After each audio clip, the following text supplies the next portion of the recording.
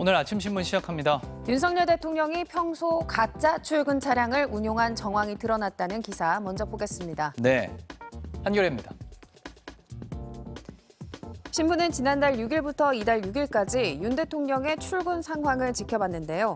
주말과 외국 순방 기간을 제외한 18일 동안 윤 대통령의 위장 출근 사례가 최소 3차례 있었다고 보도했습니다. 서울 한남동 관저에서 용산 대통령실로 출근하는 대통령 차량 행렬이 오전 9시 출근 시간에 맞춰 한 번, 또 이보다 늦은 시각에 또 한 번 운행된 사실이 여러 차례 확인됐다는 겁니다. 경찰 내부에서는 윤 대통령 출근이 늦을 때 대통령이 타지 않은 빈 차를 내보낸 적이 있다는 증언이 나왔고요. 이 때문에 윤 대통령이 정시에 출근하지 않을 때 제 시간에 대통령실에 도착하는 위장 출근 차량을 운영한 것으로 보인다는 겁니다.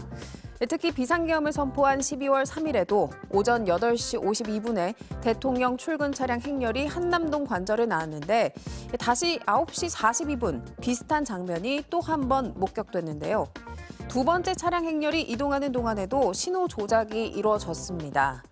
윤 대통령의 지각 출근도 잦았다는데요. 출근 상황을 지켜본 18일 동안 오전 9시 이전에 윤 대통령이 출근한 경우는 2차례뿐이었고요. 이에 대해 대통령실은 묵묵부답, 대통령 경호처도 확인해 줄 수 없다는 입장만 밝혔다고 신문은 전했습니다. 다음은 한국경제입니다. 통상 12월과 1월은 겨울방학과 설 연휴로 해외여행 상품이 많이 팔리는 연중 최대 성수기인데요. 12.3 내란 사태와 탄핵 정국 속에 환율이 치솟으면서 여행사들이 비상에 걸렸습니다. 환율 상승에 따른 비용 부담에 상품 예약은 눈에 띄게 줄고 기존 예약을 취소하는 사례가 있다는 건데요. 최근 일주일 사이 신규 온라인 해외여행 상품 예약 건수는 지난해 같은 기간보다 50% 이상 줄었습니다. 온라인 예약 사이트 트래픽도 급감했습니다. 특히 패키지 상품보다 항공과 숙박 등을 개별적으로 진행해 환율 민감도가 더 큰 자유여행객들의 일정 취소 사례가 많았다고 신문은 전했습니다. 이어서 동아일보입니다. 검찰 특별수사본부가 윤석열 대통령을 사실상 내란 우두머리로 보고 수사 중이죠. 그런데 야당은 내란 수괴라고 표현하는데 형법상 정확한 용어는 수괴가 아닌 우두머리입니다. 원래 수괴가 맞았지만 2020년 12월 형법이 일부 개정될 때 우리말인 우두머리로 바뀌었고요. 일반 국민이 쉽게 이해하기 위해 한글 표현이 다수 도입됐는데 수괴라는 표현이 너무 선동적이고 부정적인 뜻이 강한 것도 감안됐습니다. 다만 군 형법에는 수괴라는 용어가 여전히 존재하는데 반란죄를 규정한 군형법 5조엔 수괴는 사형에 처한다고 적혀 있습니다. 다음은 매일경제 기사 보겠습니다. 서울에서 1,000만 원이 넘는 초고가 월세 거래가 3년 사이 배로 늘었다는 소식입니다. 올해 11월까지 서울에서 1,000만 원이 넘는 월세 거래는 156건이었는데요.